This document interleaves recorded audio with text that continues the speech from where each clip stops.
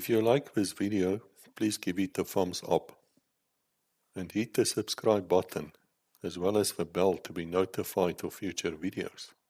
Thank you. Hello Internet. I must tell you I'm not wearing my normal Air Force blue today. It's actually green. I don't know why it looks different.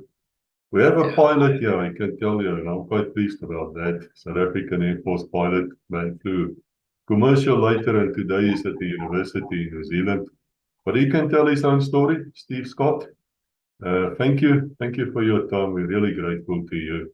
And thank you for your kind words to me as well. Let me say to all of you here, I'm honored to speak to these people. Really, to me, it's like just fascinating. I sit here often and my mouth is hanging open because you listen to these guys and you feel proud. You know, there's some pride in you to think that these people are actually from the same country as yourself. Such wonderful people. But, you know, I've surprised the hell out of quite a few people here in Switzerland and all this. I said to them, do you understand that in Africa we had an Air Force, that we still have an Air Force, who had better turnaround times than the Israeli one, and who were just fantastically good. And they look at me and they say, nah, it's not possible. And I say, do you know about the second oldest Air Force in the world, the South African one? Go to Korea, mate, and find out what happened. Yep. When one of their generals actually said they will play the stem van South Africa, the national anthem, before their own one, because of the things which the pilots did, the South African pilots in Korea. These are historical facts. It's in my books as well. Steve, yes. I've talked way too long now. Thank you for being here. Tell us, how did you become a pilot? What happened to you? This is fascinating. Over to you, mate. Well, I suppose I could speak for hours and hours, but I won't. I'll just go through it a little bit. But first of all, I have to start off by saying why I contacted you in the first place was because of the legacy side of it, the special forces side of it. Now, as a SAAF pilot, I don't think many of us have the chance to actually work with the different special force guys, and especially me coming through the Bosbok line. I was quite surprised when I actually got onto this little beautiful airplane and we got flying. It wasn't my first choice. I'll tell you why later. But when we got operational, as it were, I was really lucky. I was just one of those guys that on the particular week I got there or wherever I was and I opened my big mouth, it all worked out really well. So I got to fly with all of them. And I'll speak about later, you know, the three different bunches, if you want to call it that. So first of all, that's the main reason. What I'm here to talk about is not about the whole Air Force kind of thing. It's mainly about my little bit of the Bosbok life that was involved with the Special Forces. Okay, so that's basically all it really is. Good stuff, because really it was amazing. But anyway, to take a bit of a step back to your original question, I suppose, you know, who wants to know, you know, where did you get the idea to fly? I guess like most little guys, they always see something up there and they always sort of dream of it. I didn't really dream that much of it, but I do remember when I was at school, all I wanted to do was play rugby and sport. It was Thursday morning was when the first team names were put up on the board, and if your name was there, you were okay. If your name wasn't there, you shouldn't bother going to school because no girls will look after you or anything like that. So it was just one of those things. Anyway, then back in that day, I was born in Rhodesia. Then we lived in Zambia. And my last couple of years of school, I went down to South Africa, to Klerksdorp of all places, to Milner High. And I playing rugby, and we met these guys called Afrikaners that were, I don't know, they were like tree trunks, you know. So it was really, really a big learning curve. And then the other big learning curve was this Afrikaans language. There was this thing you had to pass Afrikaans to get matric. So that was a big challenge. But luckily for me, the Afrikaans teacher was a very, how can I say, verbally orientated. So she would make us stand up and talk all the time. So that was, I think, one of the best ways to learn to speak any language. Instead of all this, looking at how to write it and the tenses and the, blah, blah. She was very much more practical oriented, so that was great. And anyway, in her classes, one particular day, we were in a semicircle in the classroom, and she started on the other side, thank goodness, asking, what is everybody going to do next year? And I was in so-called 10A with all the very clever folks, not me, of course, but of course all them, really smart kids, and they were all going to university to study this and university to study that. And I hadn't thought of anything. I had no idea. It was like June, July or something. We were just going on rugby tour the next week. That was all I was worried about. And then the guy in front of me, he took out some papers, and there it was, Air Force pilot selection. So I looked over, his shoulder, and I said, hey, do you have a spare bit of paper? He said, yeah, I've got a spare, and that was it. I filled in those forms. He actually posted them in for me, along with his. Unfortunately for him, he did make the selection, and he got to officer's course, but he never made it through the officer's course. So that was really sad for me in a way, because he was the guy that gave me that idea. But I must say, as soon as I saw that thing, I had an affinity for it straight away. And as soon as I saw the Air Force, I thought, wow, man, of course that's me, and it was just one of those things. And then it kind of worked out. I was just very, very fortunate. We were selected, we had to go to selection, which was up in Pretoria. I think that was around about August, September of 82. I'm not exactly sure of my dates, by the way. But I can remember we got there, and there were quite a few guys. There's something like 600 or 700 guys. And over that week period, the first sort of day was quite interesting. The first morning was, I can remember, was like IQ tests and psychoanalysis and some maths and psychomotor sort of personality tests and maybe 3D stuff, And then by lunch, half the guys were gone. And then in the afternoon, it was, we started our medicals and we did some more tests. I think it was more sort of aptitude type stuff. And then like military type information type, sort of background, history and things like that. What squadron is it, what base, and what aircraft are in the Air Force, and so on and so forth. And then the next by that evening, another whole bunch had gone. There were only like 200 left at that time. And then we carried on with our medicals, which I must say were quite good fun, but also very in-depth. We did lots and lots of everything that they could check. I think they did check. I can remember one sort of little game or whatever assessment we did. It was kind of if you can imagine a console, like a Pac-Man kind of console, and we had like a joystick on the side, and then rudders or foot pedals, as you want to call them, and then on the screen was two circles, a large circle with another circle inside the larger circle. And then you would imagine, if you can imagine a ball inside of the smaller circle, and it's got its role. Once you find out, they don't tell you what the whole thing's about. They just say, sit, speel, and then that's it. You do it. And basically that ball's trying to get out of the circle, and you've got to try and use the joystick and the rudders to get it back and keep it in the circle. And of course, it gets faster and faster and faster. And then if you get out that second circle, that's it. You've got 3 goes, and then cheers, you get your bus ticket home or your train ticket back home.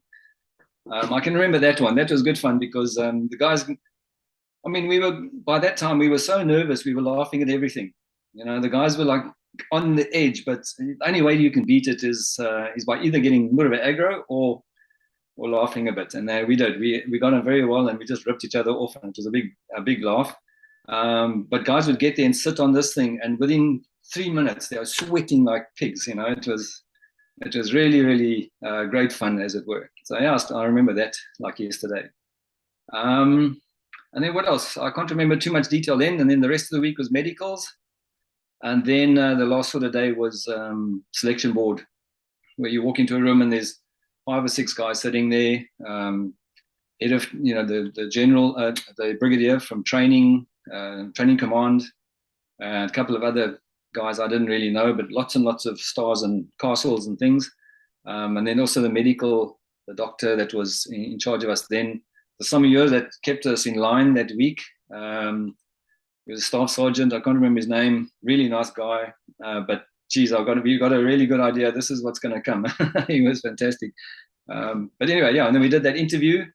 And then that was it. We were sent back home on the train. I was lucky. Well, I had just come off a rugby week.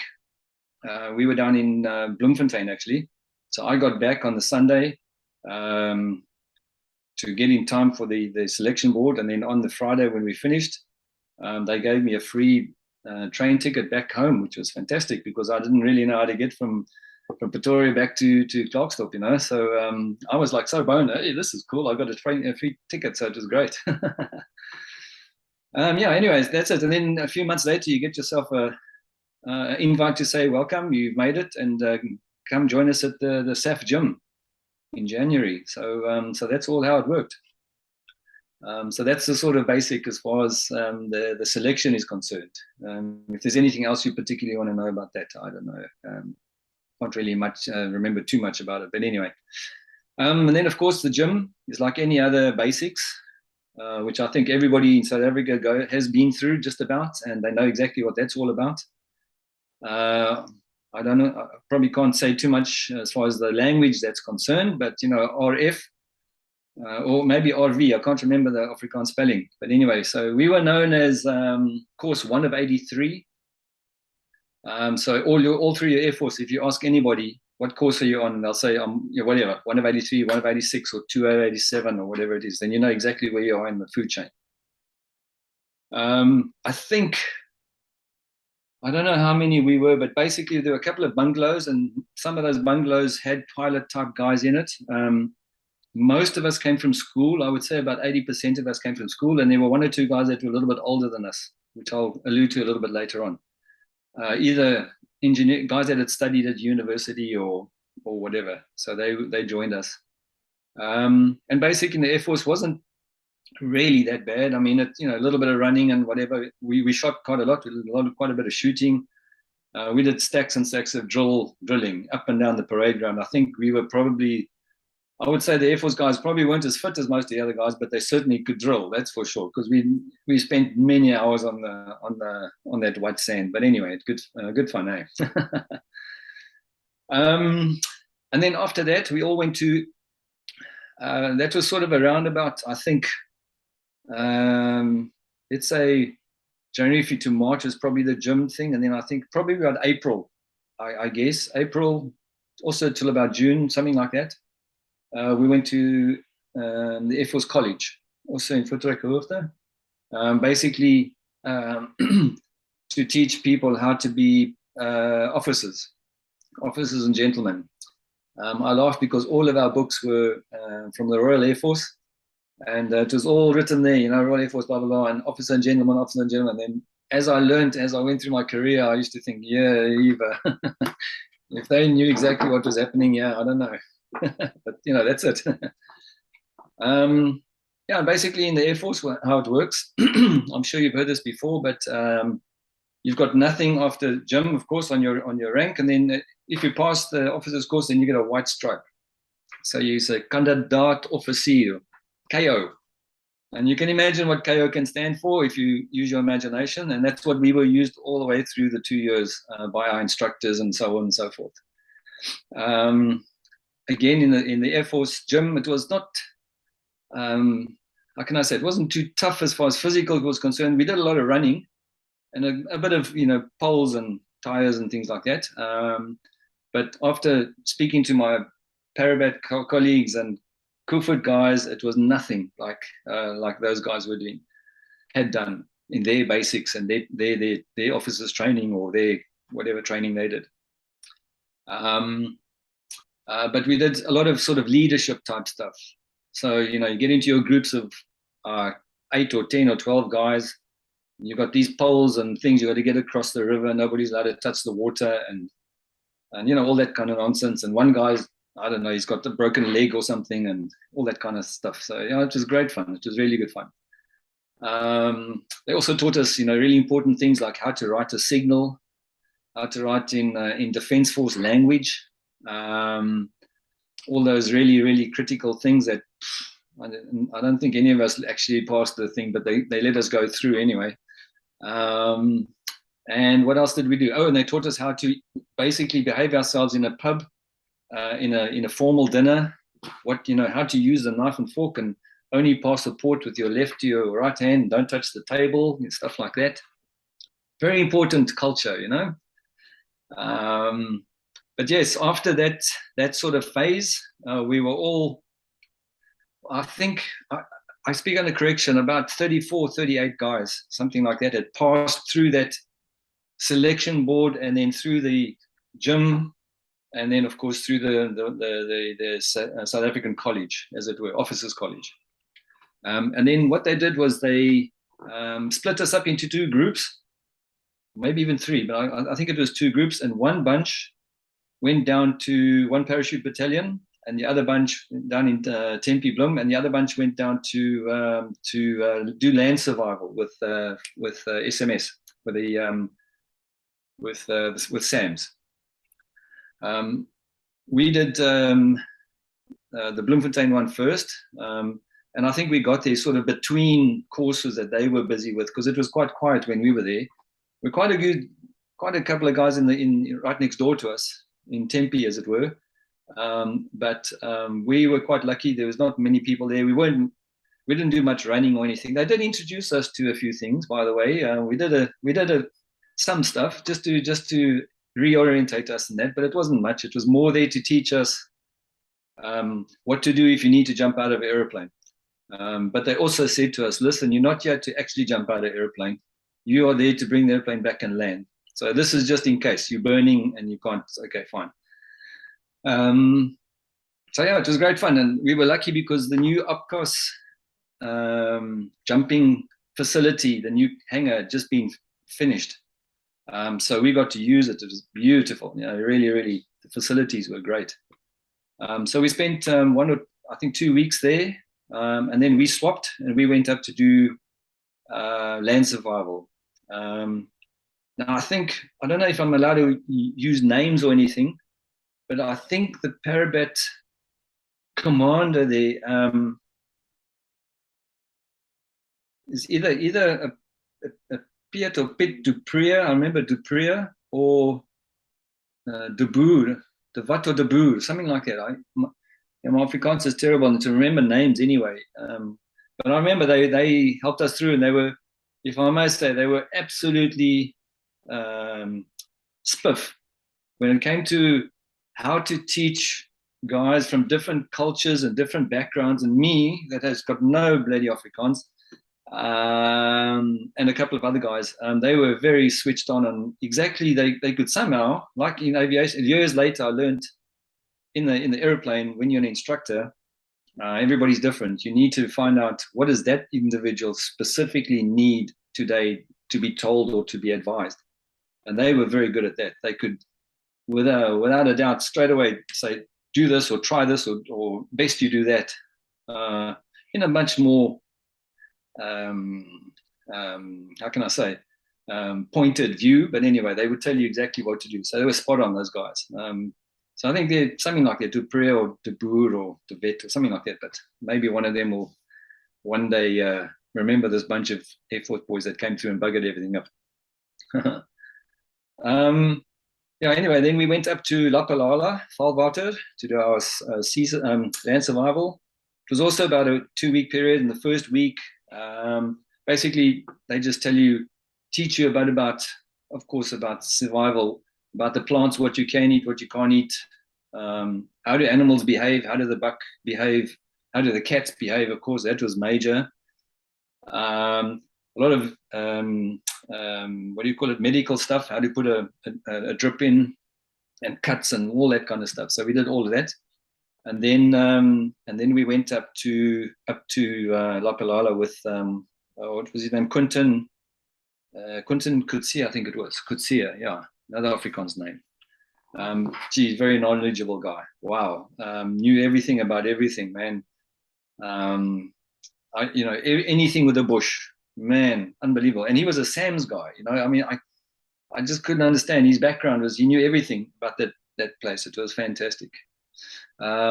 And we did all sorts of really good stuff. So we implemented what we had learned in the bush at the time.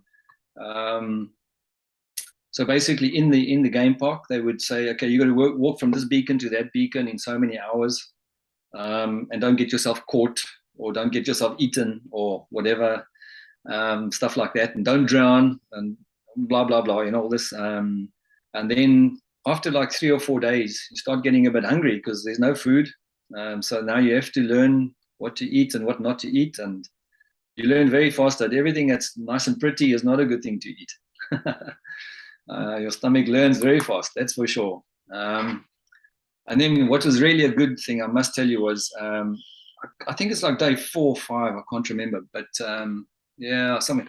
The instructors shoot a springbokkie, and then they hang it up, and then they're teaching you now, okay, how do you skin it, cull it, all that kind of thing. It's a big learning thing.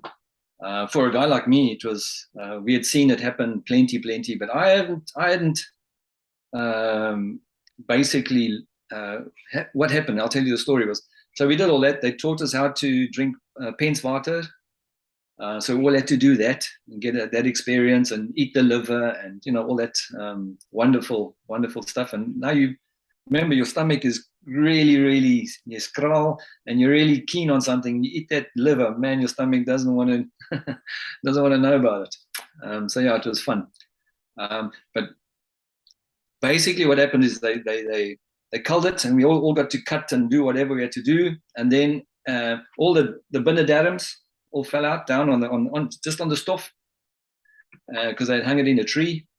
And we didn't, we actually thought, hey, this is great. We're all going to get a bit of a meat tonight. It's fantastic. And anyway, after the lecture and the whole explanation and whatever it was, the book got put into the back of the van and off they buggered off. And they just left us behind with all the stuff in the stove. But luckily, one of our guys on our course with us, Piet van Riet, he was a farmer, second to none. And I must tell you, I don't know, I suppose we were starving, but he cooked that offal that night on an open fire with our little what are those things? Those little things that we used to have in the army. Dixie, that's right. So in Dixie's, he cooked us a 5-star meal. It was fantastic. So I do remember that one night we sat there with our feet up and thought, yes, this was actually quite lekker. But thank goodness Piet was there. Otherwise, we'd never know what the hell was happening. Another guy we had on board, by the way, I forgot to mention, was when we were in Bloemfontein at the Parabats, one of our chaps had passed. He had already been through the course. So he was a qualified Parabat, Martin Vey. So it was really good for us. Was he would give us a bit of the hotties, try this, don't do that, don't say this, blah blah blah. So that was really cool. But one thing about him was Martin he was like leather, man. He could run and he could run and he could run yesterday, and I always made sure he was in my group because shit, man, that guy was. He could run forever and ever and ever. It doesn't matter if you give him 1 pole, 2 poles, everything, whatever. It doesn't matter. He can just run and run and run. And I think that was because of his background from down in Bloemfontein, that's for sure. No flies on Martin, that's for sure. And also nothing ever fazed him. Really, nothing ever. It doesn't matter if there were things going, you can imagine yourself in a really hot environment. That's the guy to call Martin because everything's nice and cool and calm. And I think it comes from that little bit of training he had for sure. So yeah. Right, then. What did we do then? Oh, then I guess we went to Denotta, where all pilots go to. It's just outside of Springs to fly the Harvard. I think we stayed there from sort of September till about the January, as it were. You do a whole couple of weeks in classrooms, of course, the ground school, CGI they call it. And I think there were sort of 8 exams and then another sort of 16 exams, all sorts of things, instruments, aerodynamics, meteorology, things like that. And then once we were sort of 2/3 through the grounds phase, then we also went out to the flight line and we started flying the Harvard. Harvard is a wonderful machine to learn to fly on. She's a beautiful machine per se. 550 horsepower, radial engine, tail dragger. Been more than, much more than older than our grandfathers. We had lots of respect for her, but she could teach you lots of things. But if you got too cocky, she would bite you. So that was really a great part of my life, to learn to fly. After the very first day, I still remember going and coming back and sitting with my mates. We were sitting in the pub thinking, yeah, we'll never be able to do this. This is impossible. But anyway, a few months later, you've forgotten that, and you're doing all sorts of funny things.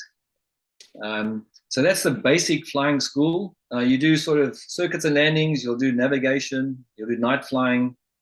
You'll do a little bit of aerobatics, not much, and you'll do 1 or 2 formation flying, but that's about it.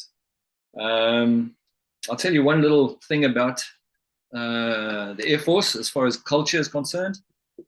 There's a history and a culture of when the pilot goes solo, the first flight that he does on his own. Basically, you'll do your training with the instructor, then you'll do a test ride with a testing officer, and he'll decide yes or no. If he says yes, you taxi back to the takeoff point, as it were, and you'll get out and you'll put a big red flag on the back of your tail wheel. You get airborne and you fly this thing, and everybody else keeps away from you. And you land, you come back again, and then when you park, the how can I say this happening that the Air Force have is the pilot is not allowed to touch the ground. So they grab him. Well, what they've done a week before or 2 weeks before, they've dug a big hole in the ground, sort of the size of 2 or 3 coffins, whatever that size is, and it's full of mud and everything in there, and you can imagine what else goes in there over the 2-3 weeks. And then anyway, when you land, as you're solo, the guys run out, they grab you from this aeroplane, and they bring you to this, and you go headlong into this slosh. So that's some sort of culture building, character building exercise, which I could never understand. But anyway, it's part of the deal, eh? What I must say though was every time a guy went in there, they weren't that quick to get out. They were so chuffed and so full of bravado that they sort of wallowed in there a little bit. Another thing that was quite interesting was even though when you get out and you're full of, you can imagine what's in that water after a couple of weeks, eh? The instructor would come along and shake your hand, grab your hand and give you a good shake, regardless of what's in that hand, which I thought was quite good. I thought that was quite a, how can I say, an honorable way to recognize the skill and to accept you a little bit into the fold. So yeah, that was Denotta. We had a great time there. That was the first sort of setup where pilots were, you can imagine for example, in the basics, in the gym, in a big bungalow with 30 or 40 guys. In the Air Force gym, in another room with a whole bunch of guys, but much smaller. At Denotta, you share a room with one guy, and there's 4 rooms in a bungalow, and the shower's at the end. They also allow you to run your own pub, as it were, so you can buy and sell, because you're not allowed out the base, of course, because you're the worst course that's ever been in the place, blah blah blah, all that kind of thing. And then of course when you go down to Longabon, or to the next level, it's the advanced flying school, then then you get your own room and you share a shower with the guy next door to you, and you can go to the officers mess and officers bar. So it's a Trappe van vergelijking, I think it was. No, I don't know if that's the right thing, but anyway, it was a bit of a stepping stone, But yeah, anyway, so that was Denotta. I think I can't remember how many guys were kicked off there, but we did lose a few guys that couldn't do the flying, which was really unfortunate. And then, of course, after Denotta, then you get broken up into the different areas of where you want to go, whether it's light aircraft or transport or helicopters or jets or whatever. So in our case, guys went to LAC, went to helicopters. Some guys went to Bloemfontein, and then some of us went down to Longabon. And we flew. So I went down to Longabon. I think that was roughly sort of from whatever we finished Denotta, then sort of the early in the year towards the next year again. And again, same sort of thing. You do a couple of weeks, 6 or so weeks of ground school, and then you get back into the airplane. It's a little bit faster now, and it flies a lot higher. It's got other aspects to bring into account now. It's got like oxygen issues and hypothermia and blah, blah, all that stuff. So that was good. And then we did a lot more advanced navigation exercising, a lot of low-level stuff, TAC navs, lots more aerobatics and night flying. And then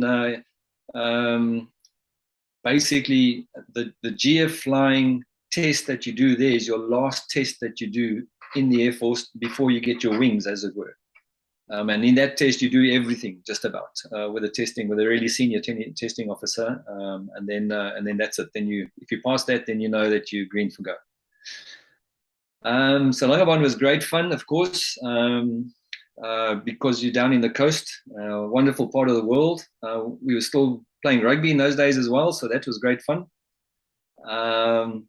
There's some hard boys on the West Coast, let me tell you, but it was good. It was really good rugger. Anyway, we got back. We always went back to the SAAF college then towards the end of the second year, and that's where we had our wings parade in Denotta. And we were very fortunate that the Minister of Defence at the time was Mr. Pik, and he came to give us our wings, and he gave us a chat that night that I can tell you what, that man could speak. That man was, when he spoke, people listened. And I tell you what, when we all stood there and listened to this guy with our parents and all that was standing there, we were all thinking, man, wow, this is going to be really exciting. And we've joined at a really interesting time. Lo and behold, we were kind of not really aware of what was really happening. We were sort of towards the end of all the happening times, but there was still a lot to do and a lot to see. So we didn't lose out, put it that way. But yeah, what a fantastic wings parade, and he spoke fantastically well. So that was amazing. Yeah. That's about it, really, as far as training is concerned. I think what happened then was after Air Force, after your training, they ask you, where do you want to go? Steve, are you sure it was Pik because he was the Minister of Foreign Affairs? It was Magnus Malan. No, he was Foreign Affairs, correct. Sorry, he was Foreign Affairs. Right. Yeah, he was. He came back and he said, I'm doing this and this and this. That's right. But he told us some really interesting stuff about his days and stuff like that. But yes, you're right. He was Foreign Affairs, correct. I apologize. Anyway, so after the training, we all sort of asked where we want to go, different squadrons all over the show, but the whole course was sent to Bosbok in Potchefstroom. A lot of us didn't even know there was an airplane like a Bosbok. We didn't even know there was an Air Force base there. But basically, it was the OC of the squadron, Commandant Grobler. He was sent there to sort of fix up the operational size of the squadron. And boy did he do a good job. He cleaned that squadron up. He got the airplanes fixed up. If it didn't move, you paint it. If it did move, you paint it twice until it doesn't move. Things like that, which was really good. And then he turned that little Bosbok into whatever it could do. He wanted it to be done.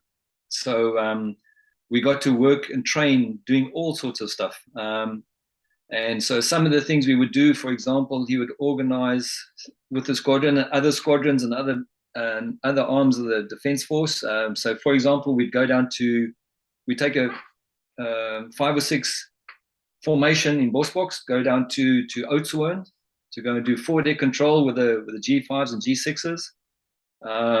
Wonderful. What a wonderful trip that was. Those trips were great. We would go to Sudwana, and they would build us like Shauna type encampments and we'd have a couple of helicopter chaps there, and some of the army guys would build all these things, and we do recce's to give us a bit of background. What are we going to be doing up in the bush? And that was really fantastic. And then, of course, landing on a grass strip in the middle of nowhere, and was wonderful. Good training. Of course, I've got a photograph now. I try to find it for you, but I will still find it somewhere. After the course down in Oudtshoorn, they gave us the chance to fire these guns. Okay, now these things, as you know, they can fire 30 miles and land within a meter and all this. So I've got this photograph. I didn't take it. What happened was they put us 3 guys. I think 3 guys plus one of one of the instructors, and then we all had a chance to actually fire the thing. It was amazing, you know, that experience and that sound. Unless you can attend it or be there, there's nothing that equates to it. But what I wanted to say was, somebody took a photograph, which I've got, and that person, the photographer, is standing. Oh, I know I took it. It was a guy called Nico Potgieter. Anyway, he took it, and he was standing, I would say, 20 or 30 meters back, and he took a photograph. The second that he heard the gun, he took the photograph. But by that time, of course, the projectile had gone. But the gun, if you can imagine this, I don't know, 20-ton, 30-ton thing, and us 4 guys standing there with the sprays out, and we are standing about a meter off the ground. There's a shock wave, a big round circle underneath the gun, moving outwards, and we're standing in the middle of nowhere. Unbelievable. And I didn't feel the earth go anywhere. You know, I was standing on the ground as far as I was concerned. Only a couple of weeks later, he showed the photograph. He said, "Nah, come on, this is impossible." And he said, "Sure as nuts, man. This is it. Fantastic. What an experience, eh?" So anyway, so Abu Ghroba brought these things in for the Bosbok, trained us in all these kinds of things, amongst all sorts of other things. And then, of course, this is why I wanted to actually talk to you about on legacy. Was then we came up to Ondangs, and then some of us started to work a lot with the special forces, as it were, the various different special forces. So yeah, that's it. And so maybe if you want, I can talk a little bit about that.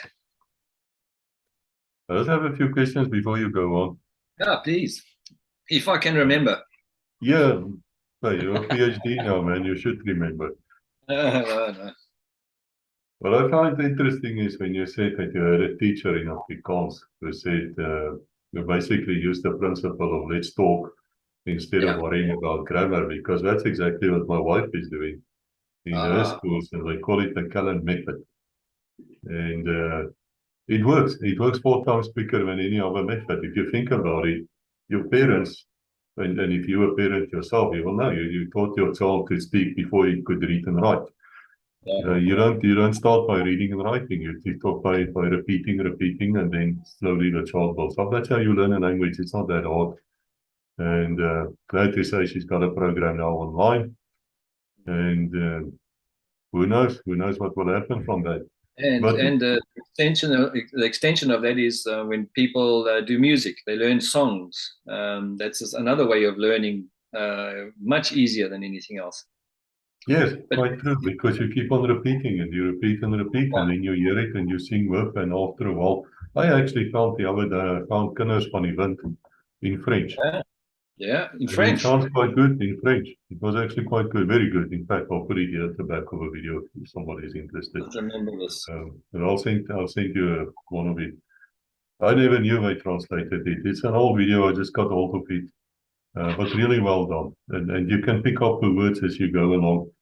But now I need to ask you, you're a man who actually like to play rugby. So what position did you play? You mentioned it 3 times. Well, let me ask you, which guy's got the biggest mouth on the field? Probably the scrum half, isn't it? Yeah. So that's it. I played 9. Yeah. So it was just one of the best positions. You always were close to the ball, so why not? And as long as you had a good bunch of loosies to protect you, then it was fine. But yeah, it was a wonderful position. Loved it. Absolutely loved it.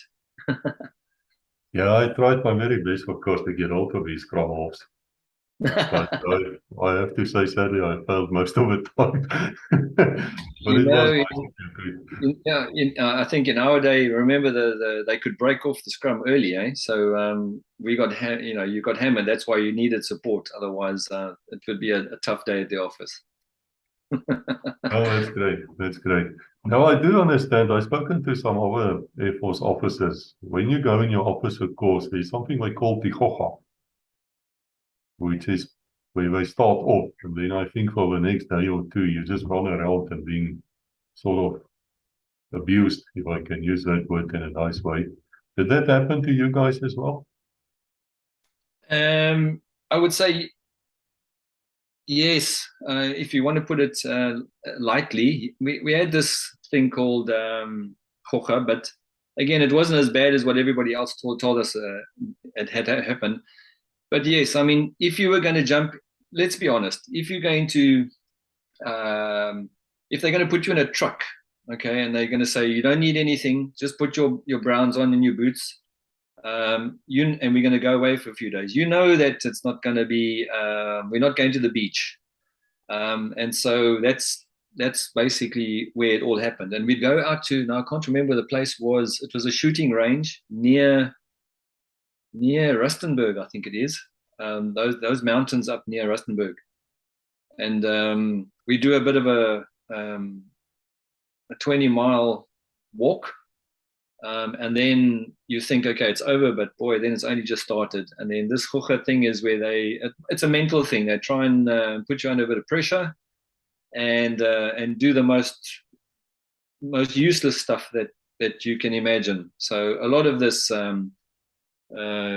Take these things over there and put them there, and then a couple of minutes later you're bringing them back again and running up the hill to fetch that thing over there and bring it back, and then oh no, it's got to go back again sometime later, and no sleep, very little sleep, and then of course food is not that much either, and when it does come, it's not really not really worth eating too much, and stuff like that. So yes, I would say we got a watered down version of what other guys got in other training setups. I don't think the Air Force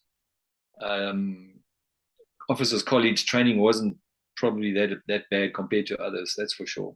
But yes, no, we still had they still got to us, and they tried to. I imagine, that's part of the training. You have to put people under pressure, because otherwise, when else can you do it? So yeah. Well, it did succeed. I mean, you did lose a few people there, so rather lose a guy there and then, during action. Yeah. Now, when you said to me when you left the north to go down south after you now finished with the Harvards, but before you graduated, what Yes. aircraft were you flying down there at Langebaan? The ones which were quicker. Oh, yeah. So from Donato, you're on the Harvard, and then if the guys go to Bloemfontein, they generally fly the Alouette. They go into light aircraft up in Potchefstroom. They fly the 185, the Cessna 185. And the guys that go to Langebaan, they fly the Impala, the Mark, the training one, the two-seater one. And so, yeah, again, the first time that you fly jets, a lot more momentum, a lot more speed, doesn't slow down like a Harvard, and loves to fly. Just wants to get in the air and fly. Doesn't want to land. So yeah, and a beautiful machine. Even if you really muck up, the best thing to do is actually just take your hands off, and she will come right on her own. Just a wonderful machine.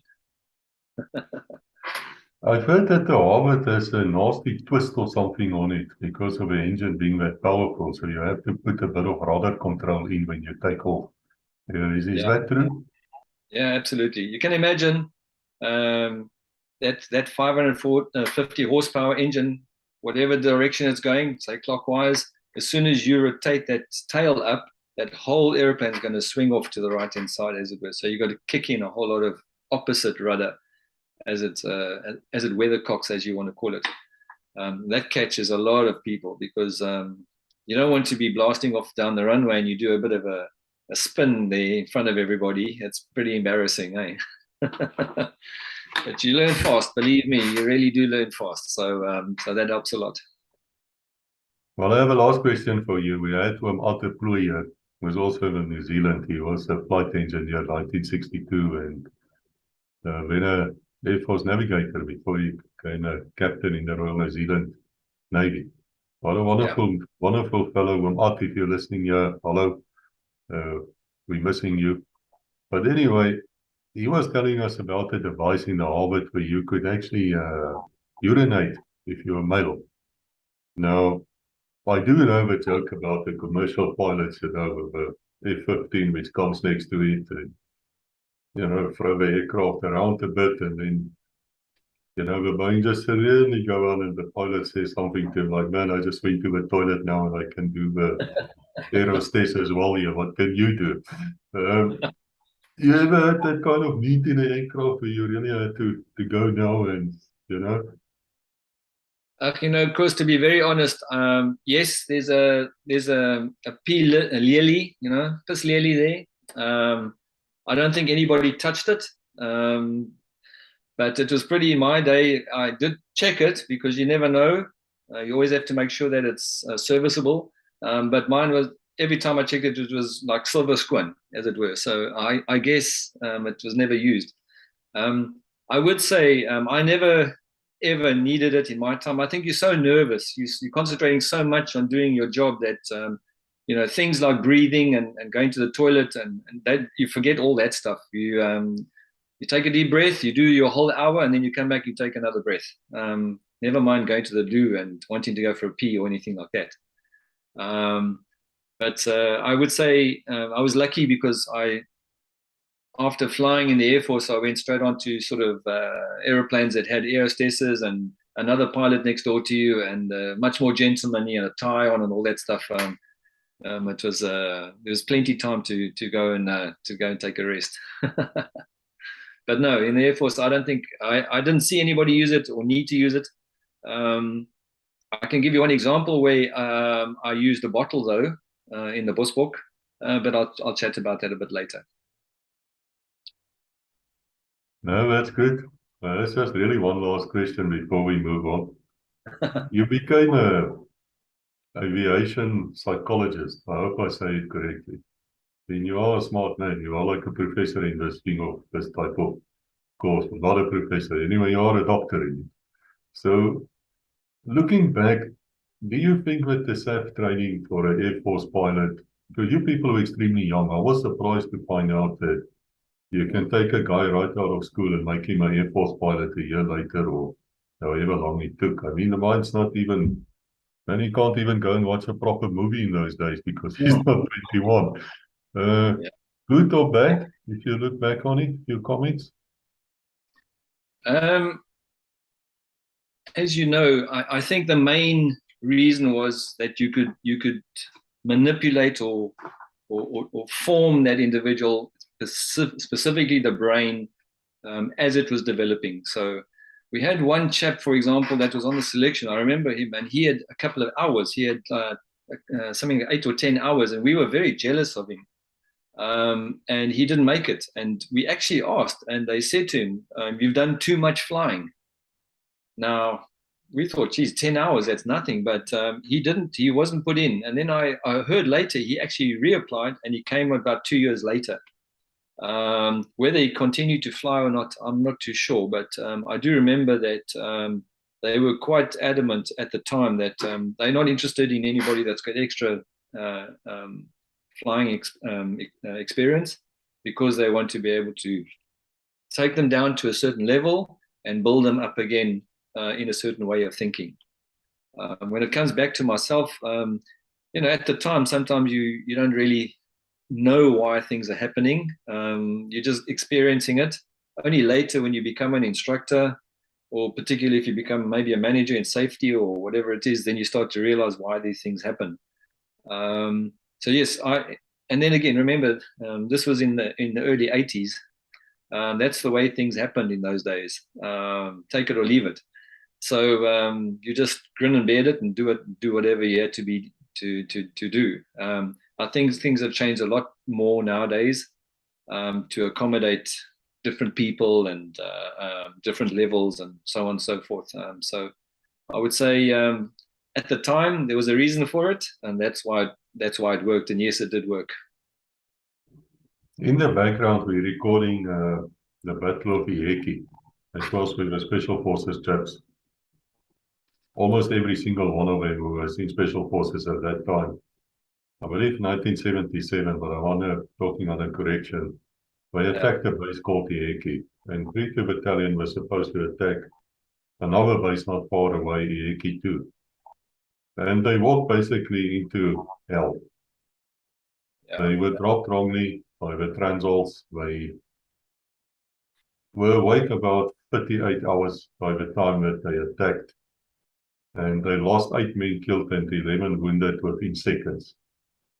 And I think between the 75 of them, they shot out in the next 10 minutes about 70,000 bullets. It was that one. It was beyond belief. And one of the men who were there is a guy called Plain Jakes. You know, that's the other fascinating thing about the SADF, which I find very amusing as I sit here. Is all the nicknames, you know, Swart Hand, this, and Klein Jakes, and Groot Jakes, and they all have names for each other, which is rather funny. So anyway, he said it was his first contact. And he had none of the ideas that he could actually be killed. And he said he looked left and he looked right, and he saw all his instructors were there, his former instructors, and these were men he looked after. So he was almost like gods to him. He never realized they could be killed as well. What I'm trying to ask you here is, were you people looking after to specific pilots also in the same manner, perhaps not as gods, but as men which you can strive to reach these type of levels? Do people have heroes like that? I think in certain lines there probably were. Like, for example, in the jet line, we knew of the names were there of the chaps that had been involved in, for example, Korea that you mentioned, or had even been involved with a localized event of some sort. So they were well known, and I'm sure the jetty guys looked up to them. In the Bosbok, it wasn't much like that. We were sort of brand spanking new to the environment, and in my time, it wasn't me. It was Commandant Grobler and his instructors, and the Air Force at the time. They decided to make it more operational, and they certainly did. And I was just there at the right time. Did we have people to look up to? I guess it was just our instructors, really, because they could tell us what the heck we're going to be doing, and they could prepare us. But I think the big difference from what you were saying is, I wouldn't say we had somebody as an individual to look up to, as it were, but our instructors were very good at telling us what's going to be coming around the corner, and trying to give you the tools to be able to do that kind of job. So therefore, we respected them a heck of a lot, because we needed to hear that stuff really, really bad, because you don't want to get caught up in, well, you didn't know that, but until you got there, you didn't want to get caught there with your pants down, as it were, that's for sure. But when you're flying a Harvard, as well as the Impala, the trainer, there are 2 of you in that aircraft. There would be the instructor pilot, and then there would be you.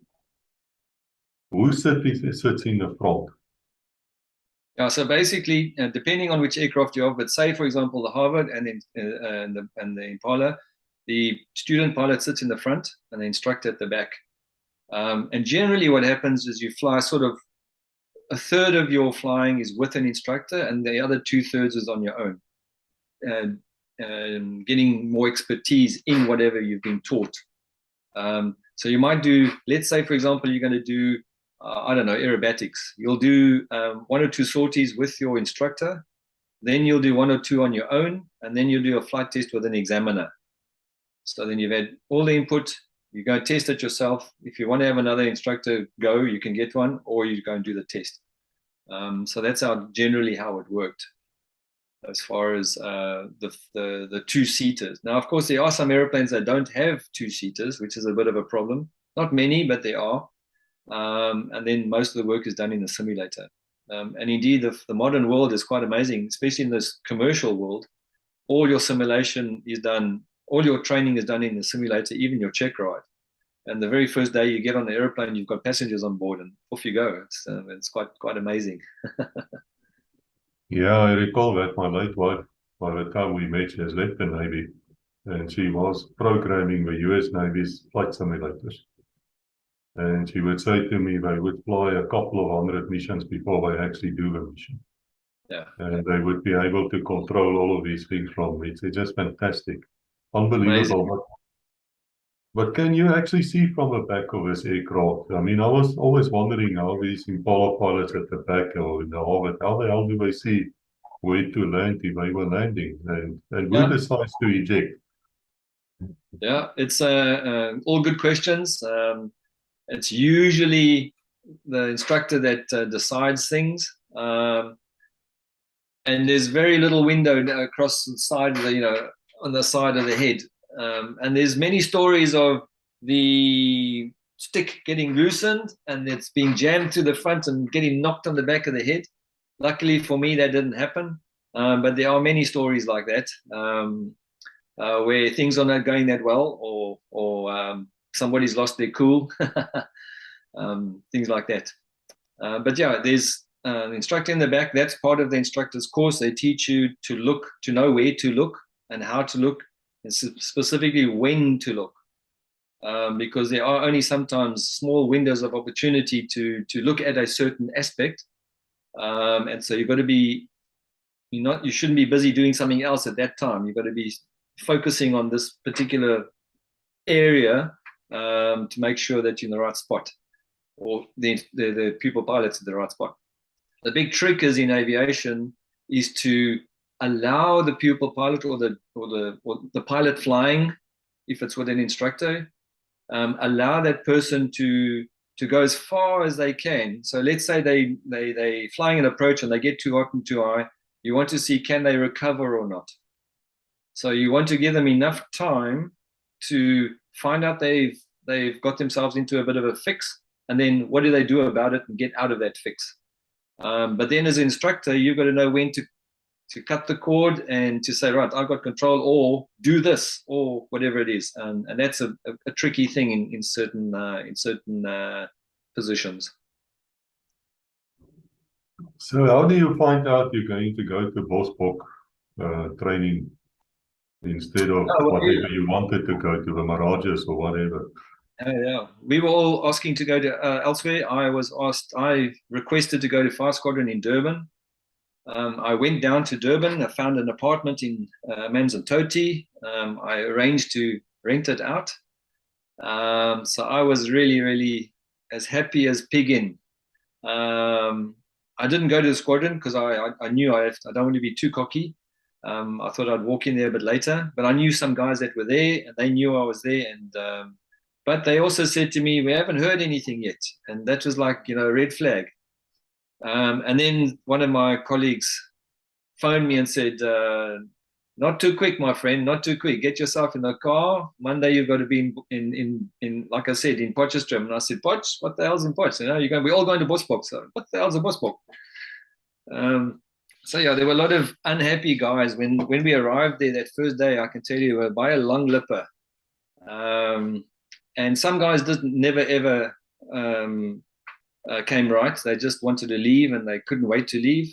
But for me, the flying became quite interesting, and I loved my Bosbok flying. So I forgot about everything else, to be honest. I just loved the whole thing about the Bosie. It was great.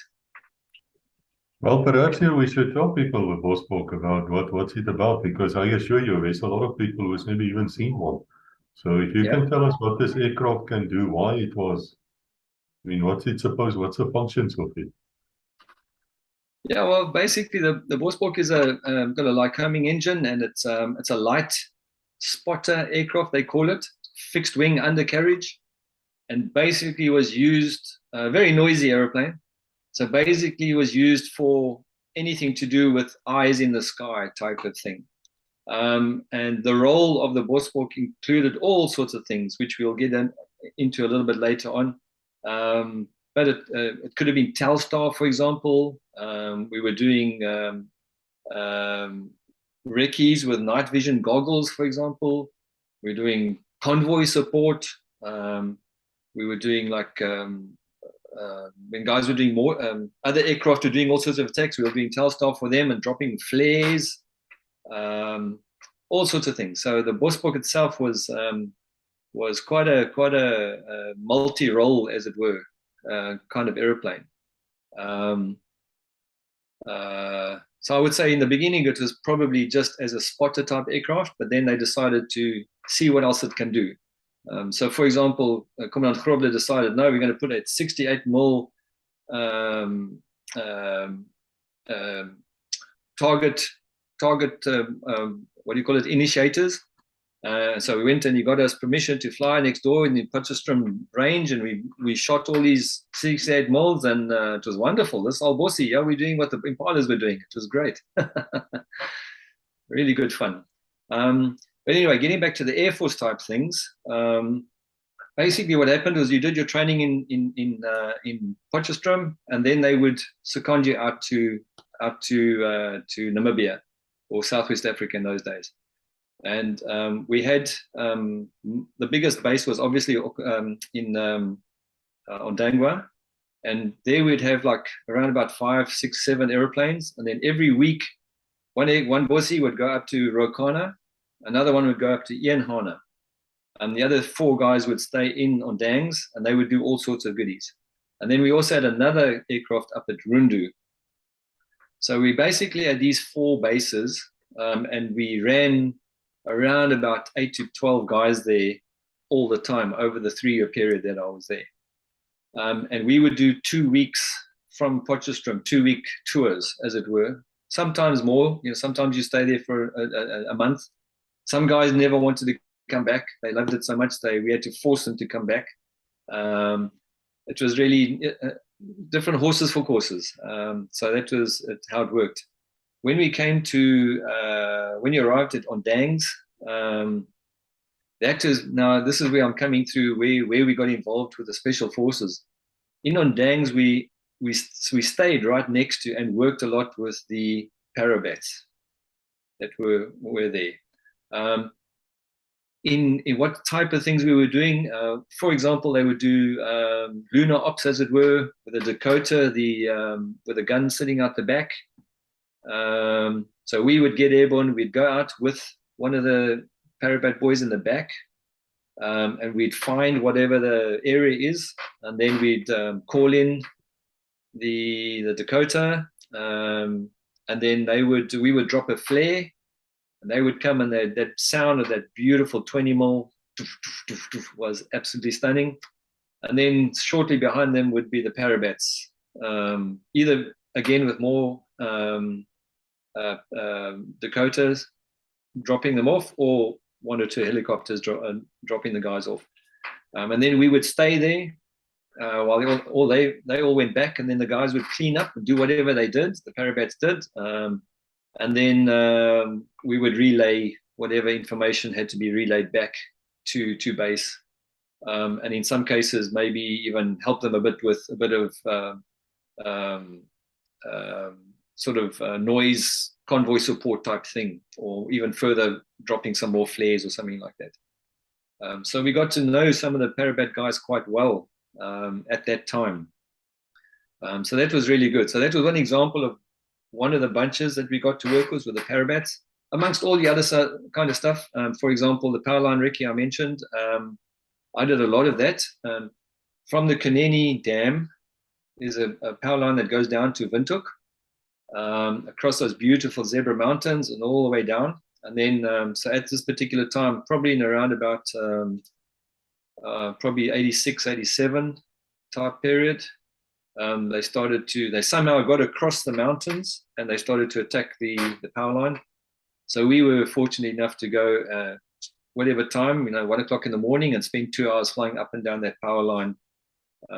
Beautiful, at night with those beautiful mountains, a little bit of a moon, and you just flying sort of treetop height up and around those power lines. Stunning environment. Really, really wonderful flying to do. Sometimes I think, will I do it now? Geez, I don't know. But in those days, it was great. We also did these deployments up to say Rokana, for example. There was a lot of action in the years before me up in Rokana. Once or twice while I was up in the bush, there were a couple of the operations, the hoopers and the modulars, and there was a magneto, I think it was, and all these. But some of the airplanes were used in these, but most of us, most of the Bossy was just applied elsewhere all the time. So we didn't really wait for operations, as it were. We just carried on doing whatever we did. So the Rokana was quite nice because there were a couple of Kufut guys there and Parabats and Army guys, and they were constantly busy over the Cup lane. And then just south of the mountains, there was a place called Okongwati. I don't know if you've heard of Okongwati. Sometimes that's if the guys came through, if the baddies came across those mountains. We used to have a whole bunch of operations in the valleys of the beautiful mountains, but sometimes they still got through, and then so we were deployed to Okongwati, and then work out from there. So that was also lovely. I must tell you a quick story about this is going to sound strange, okay, but I'm talking about the human here now. Okay, so we are there as how can I say, we're defending something, we're defending an ideology, and you've got these chaps that are coming across the mountains. They are freedom fighters, as it were. Now, I'm not talking about that. I'm talking about the human. Now, if you imagine, we're in Okongwati, I saw this, and I couldn't believe it. These two guys had decided they're going to carry a base plate and a mortar pipe. The base plate is 85 kilograms. And these guys carried it with no shoes. Well, they had boots, but they were absolutely buggered. No food, no nothing. They had really minimal. They had one gun, one rifle. To carry this 83 kilogram base plate across those Zebra Mountains. Now, those rocks, I don't know if anybody knows the Zebra Mountains there near Rokana. The whole mountain rocks are massive. They are big boulders. They're as big as houses. Now, you tell me two things. How did that individual actually do it? Those two guys, how the heck did they do that? And one guy comes before the other one, and there's a whole bunch of different ways they do it. How do they do it is number one, and number two is their motivation must be super to go through that pain and effort. I must tell you, I had lots of respect for those guys. When I saw that man, I wasn't happy with, of course, who he was, but when I realized, when the Samuel actually said to me, try and pick that thing up. And when I realized, what does this actually mean and how the hell they got it there, I had lots and lots of respect for the guys. I tell my friends this, they say, how can you respect your enemy? I say, well, I have to tell you, you have to. You can only respect. You can't. You look at it and you say, wow, man, there's no ways. I don't know anybody that can do that. Crazy, eh? But anyway, so that was a little bit of Okongwati. I think one of your previous chaps or had mentioned Andre Buerta, I think it was. Anyway, and mentioned Okongwati and that's looking for the guys in the valleys there. And it sort of reminded me of some of the days that were there. I can tell you a little bit later about Rokana, by the way. Let me just get back. So we got a whole bunch of Bossies in Ondangs, one out at Rokana, sometimes at Okongwati, and the other one is up at Ianhana. Now, Ianhana, that's where a lot of the recce's are, and Kufut chaps. So again, wasn't due to me. It was just luck. I got there, and there was some sort of event. They came back, and basically what happened was they had an action, and the guys caught somebody and they tied him to the front of the rattle, and they drove back through the bush back to Yanana, through the trees in the bush. When they got back, of course, this body was quite seriously hurt, and I'd got to sort of friendly with the doctors, because that's the way pilots are. We like to get people together and have a beer and, you know, talk nonsense.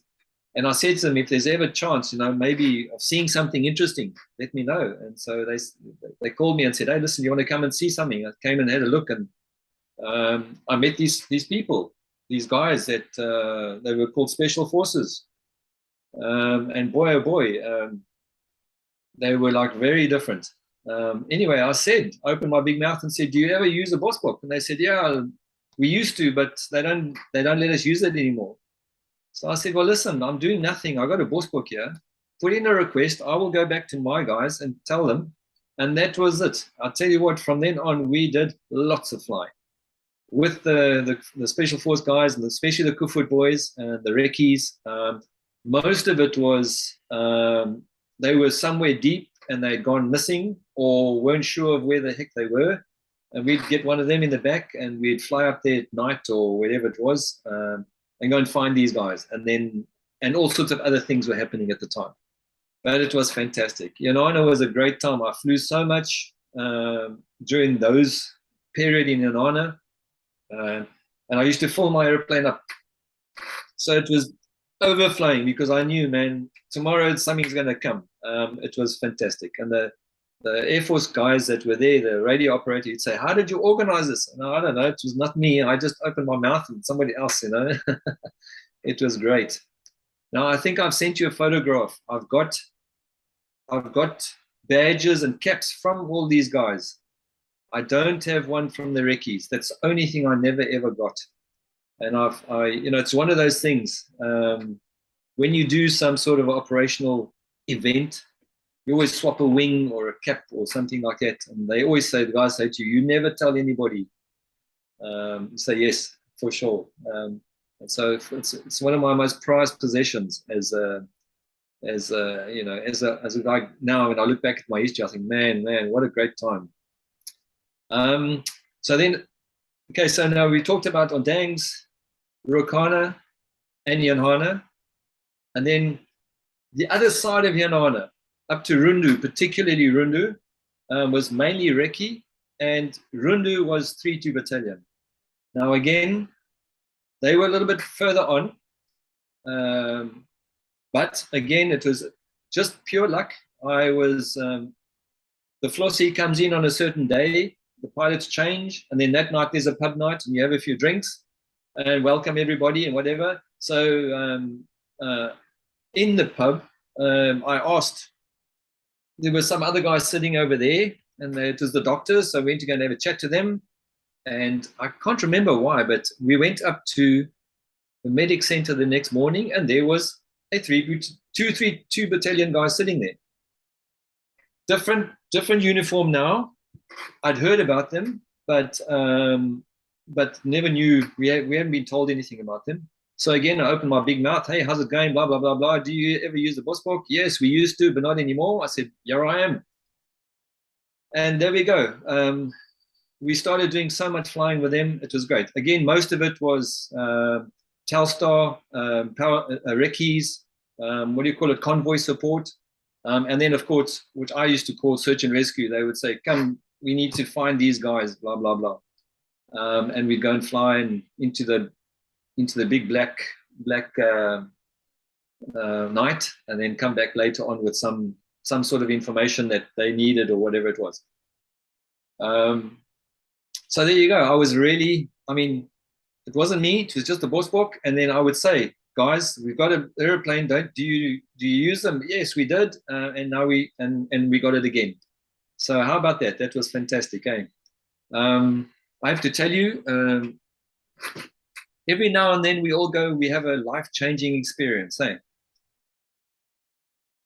One of them happened to me in Yanana, where, again, I was friendly with the doctors. We got to know them. We had a few beers with them and that. And I opened my big mouth and said, if there's anything that that you think will be interesting for me, I will organize you a trip maybe one day if I can, that kind of thing. And then one day I get a call, would you like to come and see this? So I go over there, and it's the doctor says, we're doing an autopsy today. Would you like to attend the autopsy? Of course, I'd like to see this. So we did the autopsy, and he said, right, okay, come over here. I had all the kit on, and he said, right, what we're trying to find out is why this individual died and how he died and blah, blah. And then he would say, now in this case, okay, we know he was injured, but he shouldn't have died. He should have lived a bit longer. So this is the reason why we're doing it. And then he did the autopsy, and then he said, right, now your job is to put your hand in here and feel this and do that. What do you feel and all this? I tell you what, as a 20-year-old kid doing an autopsy, it was amazing, really an amazing, life-changing experience. My respect for the human went up 1,000% for these guys that do the job. Unbelievable, really, from both sides, from the special force side of things, the way they think, the way they interact. I can. We had guys in the back, okay, whether it's a 3-2 guy or a parabat or a Kufut guy, and we are flying just above the trees at about 120 knots. Okay, so that's about 180 kilometers an hour, 200 kilometers, depending on wind and all that.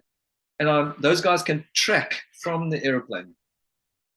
They, I would say to the guys, for example, I'd say, please show me what are you looking at? And you can see from the sky, you can actually see where people have. It's like animals. You can see where they've walked, and when they tell you, no, this is how the bad boy, he's not going to do that because he knows, he's going to rather do that. So look for that. And it's true as nuts, you can see it.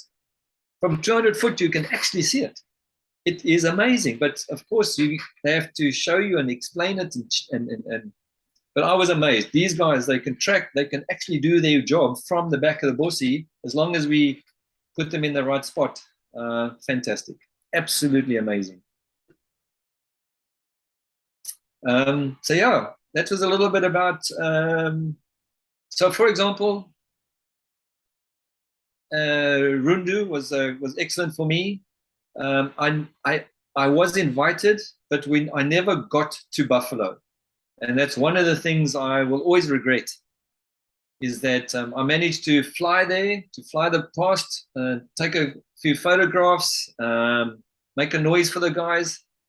See the pontoon that they used to have their parties with, and it was organized for me to get to visit, but it never actually worked out. So that's one of those things that you've got to take your chances when you can. You've got to make your chances when you can, because soon they're gone, and then that's it. It's forbade. So yeah, one of those things. So I do remember that. That Yanana up to Omega was a lot of convoy sort of patrols, and then from Rundu itself was a lot more stuff over the border, but not us. The 3-2 guys and the Kufut guys, they were very active up there in my time. So we flew every day, every single after I opened my big mouth, we flew every single day. It was wonderful. I've got 2 names here. I don't know if it's true. I can't remember, but if there is a Fani Joubert and a Piet Norkier, now I've got them in one of my I didn't keep a diary. I did not at all. I forgot to keep it. But every now and then I did write something down. And I've got these 2 names. And they are from, it says 3-2, but I don't know. I'm not sure. Maybe you should ask them if they did anything with the Bosbok. Perhaps. You never know. It's a small world. But anyway, so those are 2 kinds of names. Yeah, that's about it, really. I was there for 3 years. I would say I did my 2 weeks, come home, and I would volunteer to go straight away again to up to the Dangs. There were phases where it was a little bit quiet, but generally we were on the Bosbok. We were busy. I think the the helicopter boys, the DAX and the Bosbok flew all the time. The Impalas and the Mirages, they only came up on special occasions or whatever it was. We saw many of those days. It was quite, arriving at Yanana, and there were Rundu, and there's all these beautiful Mirages, and all these duck necker in the pub. Yeah, it was very interesting. We were just standing aside and look at these guards, and then go and do our own job. It was quite fun. Really, really good, eh? But yeah, that's about it. All I wanted to say was the Bosbok. I think the guys that, if they were in my time in the Bossie, I think they were very lucky to work with the Special Force chaps. I do know for a fact the Special Force people are special. They are different people. They've got, you listen to all of the chats on your legacy. Every single person has got total respect. They've got a very wide outlook on life, a very balanced outlook on life. Most of them have got wonderful partners and wives. Same as me. My wife had to put up with all of this nonsense. I met her in Potch when I was there. Afrikaans girl, of course. Geez, that was a challenge. And then all I wanted to go to was Ondangs. It was very difficult to motivate her, to show her, hey, listen, you know why. But anyway, but yeah, we are. I think we married 33 or 4 years later, and all's well. So it's great fun, eh? So yeah, I think the Special Force people, Air Force guys, but mainly Special Force, they have to have special partners. Otherwise, it would never work. That's for sure. Yeah, and that's about it, really. Is there anything else I can talk about? I've been talking so much now, I can't remember what I've been talking about. Well, we will remember what you're talking about, I can assure you. But I have a few questions. I wanted to ask you about your wife, because it is the one thing I find on legacy is that most of the people have wonderful, wonderful wives. And Yeah. they've been married. I think it was James Taker, RSM, who once said he cannot understand why any woman would not want to marry a Special Forces guy, because he's just a good man. Of course, James Taker did lose his wife in the war. Yeah. She was blown up. It's very sad. And Yeah. a funny thing happened also here with voices. After SV4E came out, my friends called SV4E, and we wrote his book. And he was calling in the strikes, or artillery strikes, and Air Force strikes as well at Kittu Carnival. A lot of people actually contacted him and said, man, we've heard your voice. We never knew it was you. And they actually came, it was fantastic to hear them meeting after all these years, because they say they distinctly remember him talking. So I've been thinking here that I believe that quite a few of the 3-2 people and Cooper and other people are going to recognize your voice. And then they will be able to put that would be nice. Mr. Johnson, for example, I'm sure he flew in the back with me. But he's such a enigma to the whole setup. I don't want to wish anything, but I'm certainly sure that him and I actually operated one day. But he's such a he's such a big light that I don't want to suppose anything. But maybe one day, we'll see. Maybe one day I'll be open for that if somebody actually recognizes you to contact you. Anytime. Of course, we're not going to publish your details. Anytime, for sure. And we've got a couple of guys that are now slowly getting back together in contact with each other. I'm hoping that once they see this chat, that they will maybe even contact you, and you never know. I don't know. If they're as fortunate as I to work with all the power, the Special Forces or not, that's their baby, but I have been, so I'm lucky. Yeah, it's often a matter of being born at the right time, at the right place, and then it plays such a magnificent part of you. But I just want to ask you quickly, Steve, were you guys armed when you were going up at the border, taking these reconnaissance flights of yours? Because people were shooting at you. I mean, this was not just a flight to look at some game, you might have run into terrorists who will definitely shoot at you. Yeah. The short answer is no. On the odd occasion, we were given a weapon, but I could say that I can count that time on one hand. A, there's no space for it, no place for it, and B is you are concentrating on your airplane and flying to get to keep it safe and get out there or stay out of harm's way. The chaps in the back usually had something for sure. I would always ask them to please not use that. I will keep them out of trouble because you never know what the heck they're going to shoot. We've got lots of fuel in the wings and all sorts of things. And I'm sitting in front. I don't want that thing to be going off to the back of my head or anything like that. But yes, the answer is 99% no. We weren't armed on ourselves as such, the Bosbok pilots for sure. Now, some other guys were in different wings, but most no. As far as I can remember, anyway. Now, this aircraft doesn't have 4 doors, does it? If I remember correctly, it's got 2 front doors, and the guy sitting behind you is like a coupe. You need to sort of fold the seat forward for him to get in.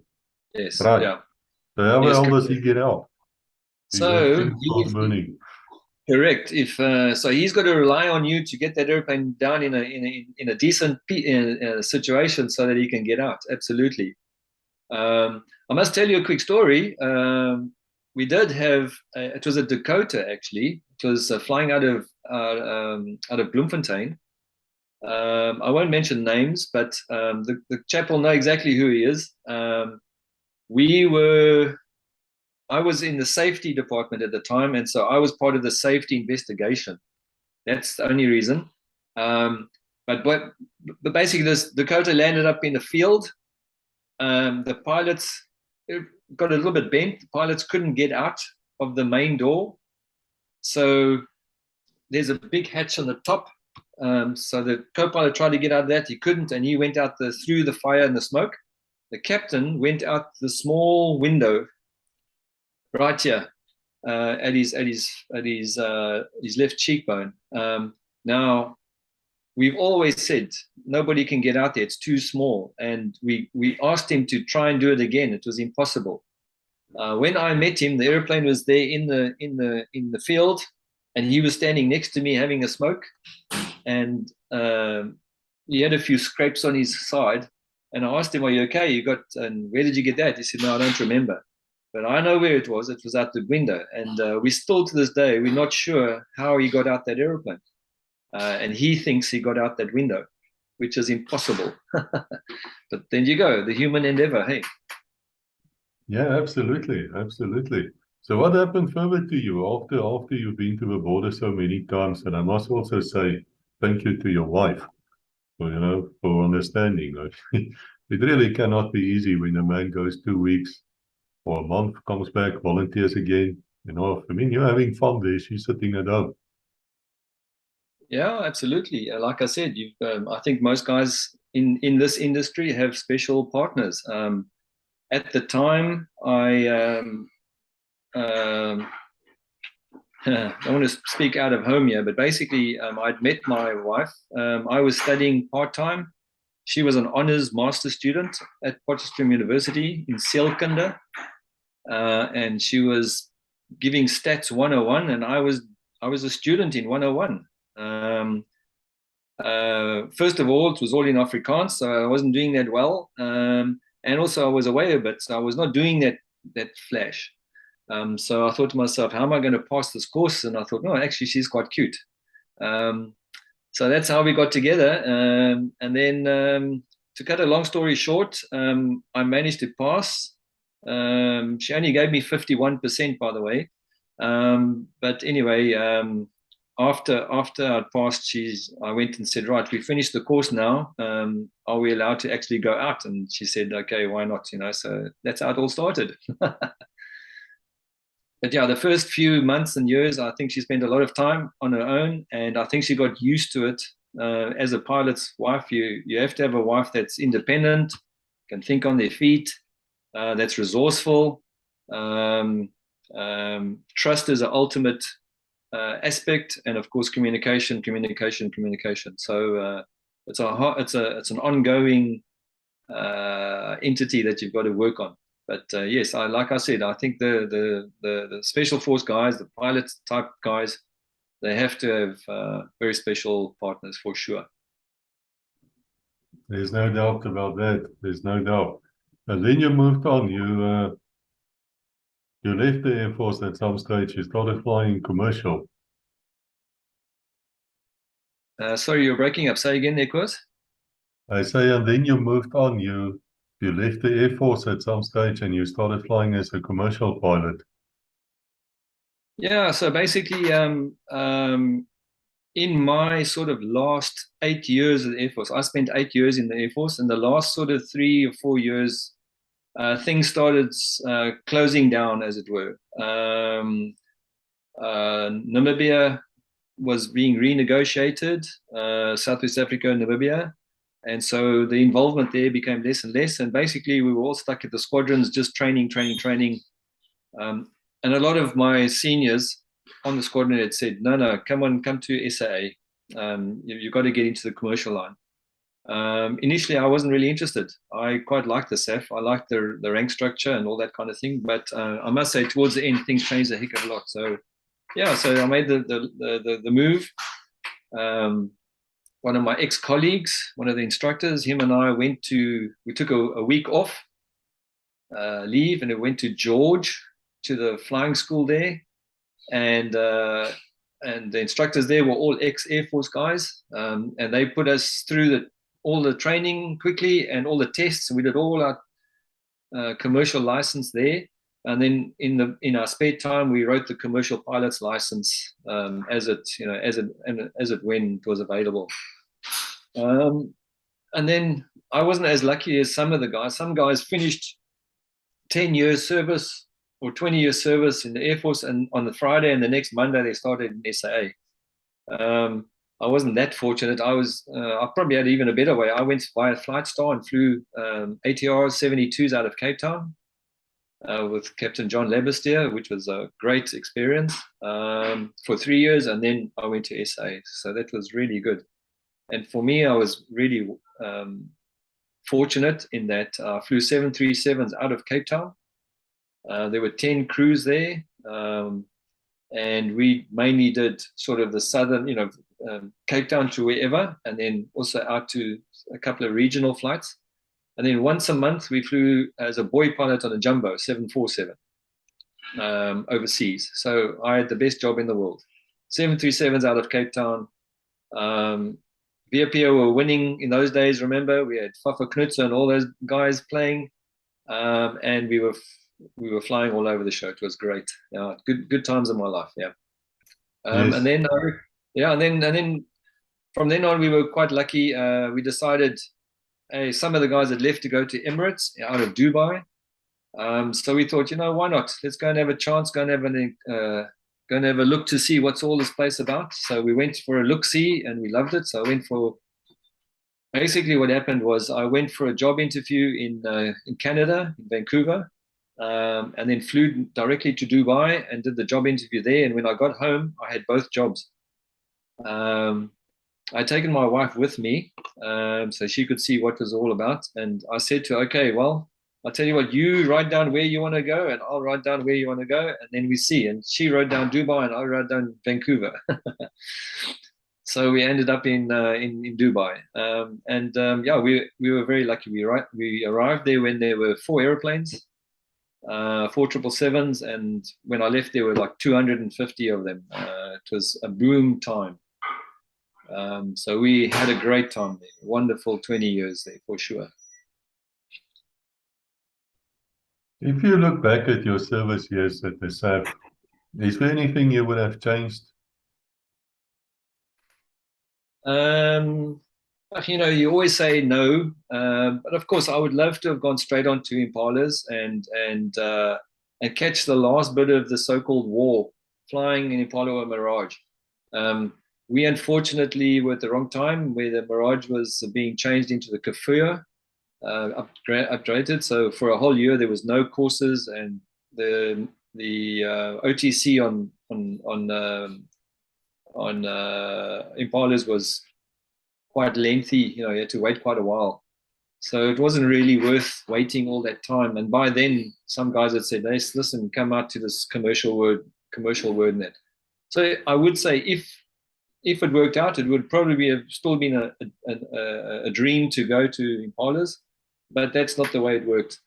And for me, the Bosbok was fantastic. I loved it. And then, of course, later on, I flew other things. I flew the Dakota. I got a couple of 100 hours on the Dakota, which was amazing. And that's what I wanted to tell you.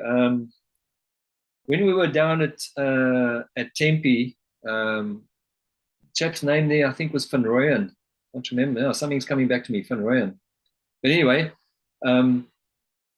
we did all the training for how to jump out the upcast and everything, but they said we're not jumping out an aeroplane. So a lot of our guys were a little bit cheesed off. And so the next weekend, some of them went to go and jump. I didn't go because I was playing a game of rugby, but it always bugged me. And then many years later, I was flying a Dakota for 25 Squadron out of Cape Town as a guest. I wasn't at 25 Squadron. I just went to the squadron and said, if you want to use me, yeah, and they did. So that was great. We went to, there's a place sort of west of Bloemfontein. Can't remember where it is now, where they do parachute training. Anyway, and I got to do my jump there. So I was lucky. I've done one jump. So that's good. I've managed to actually jump out of the airplane and all of that stuff that they trained you in, that didn't help anything. I nicked into the ground like you can't believe, but so be it. I didn't break anything, eh? Yeah, I think it's Tempe. Tempe. Yeah, probably. Yeah. No, it was, I'll think about where it was. Anyway, I'll think about it a bit later, maybe. Yeah, it's no problem. It's nothing. Yeah, no, well, you say it's the same with the landing of an aircraft, isn't it? If you can walk away from any parachute jump, you're actually doing very well. Yeah, absolutely. Yeah, like they say in the Air Force, as long as you walk away from the airplane, you're fine. It's a good flight. It's all worked out okay. But in fact, it's fascinating for me because I have a suspicion that perhaps sometimes, because of the sanctions and it's a small air force, that the pilots would be try to bring the aircraft home where other air forces might have ejected or understood that this aircraft can't do it anymore, and it costs lives. Am I correct if I say that? Absolutely. I believe we lost a couple of our colleagues because of that attitude, if you want to call it.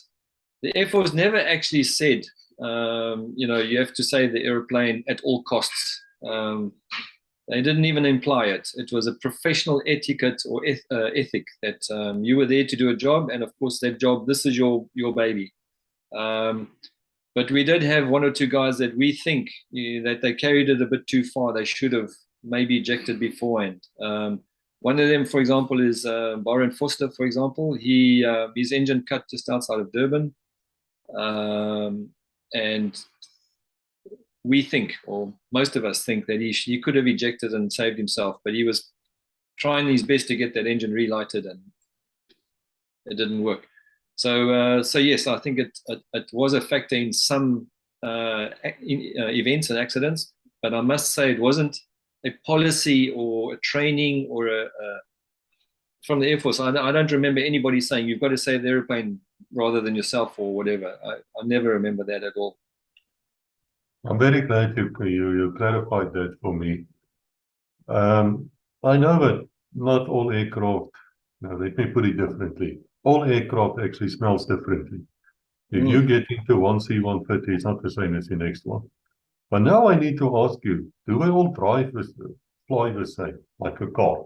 If let's say you have two cars, same model, do they fly the same, an aircraft? If you get from one Bosbok to another one, they should, but do they? The answer is yes and no.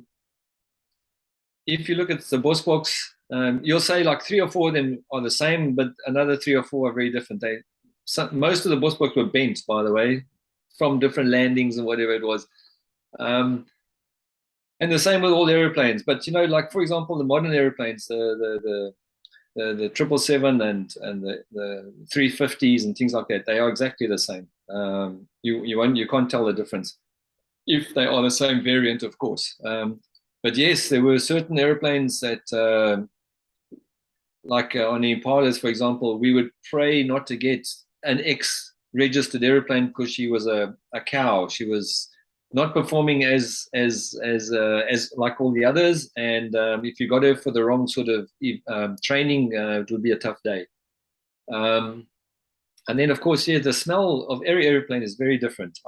It's a good question. Why? It's probably just because of, you can imagine the different types of people sitting there and working on it, and the different oils and the different.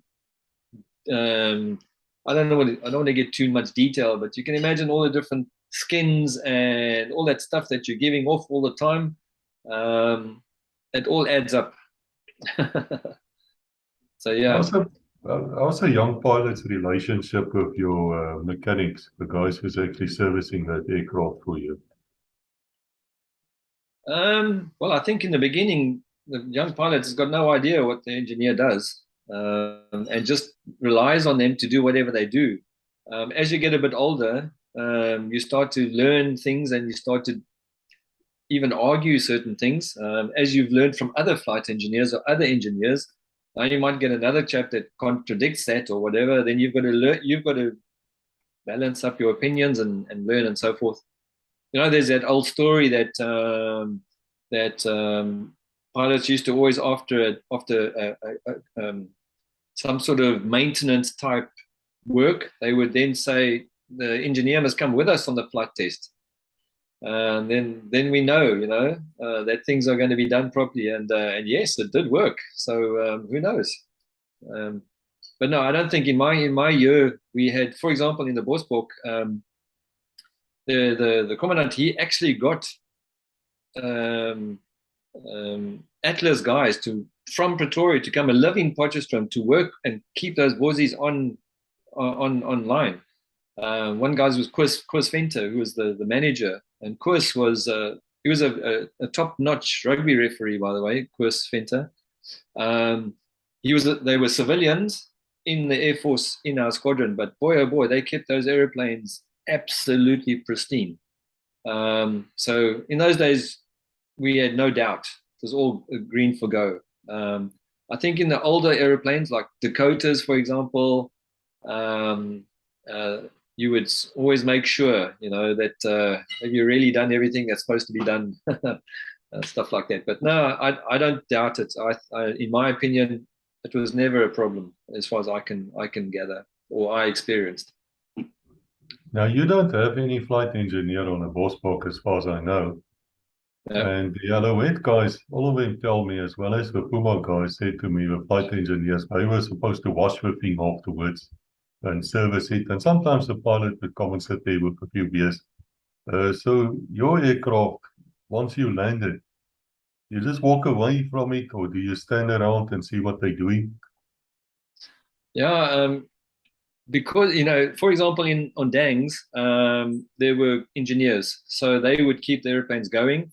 But let's say, for example, you're going away for a week to Yanana or Rakana, then you're there on your own. So it was quite, how can I say, it was very evident that guys would hang around on Dangs to see what the chaps were doing, and just ask a few questions, how do if I do have to change oil, how do I actually do it? But they used to always say, don't worry, we'll do it. Just bring the airplane back, we'll sort it out. But basically out in those bases, we were on our own, but all you had to do was refuel really, and make sure that there wasn't too many leaks all over the show. And then every now and then, if there was I remember one day there was a hassle with me and there's a bit of oil all over the show, and they took a photograph and they just sent a couple of extra blickies of oil. So I had to put that in and then make sure we get back, not too many hours to get back again. I must say, when I was flying back there, I wasn't that happy, but we got back. It's okay. Well, I know you're a rugby referee yourself. So tell us about it.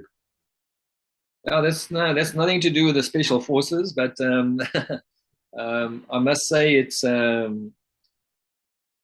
sort of the same mindset, I reckon, and professionality. You've got to be able to make decisions in heated conditions, in short spaces of time.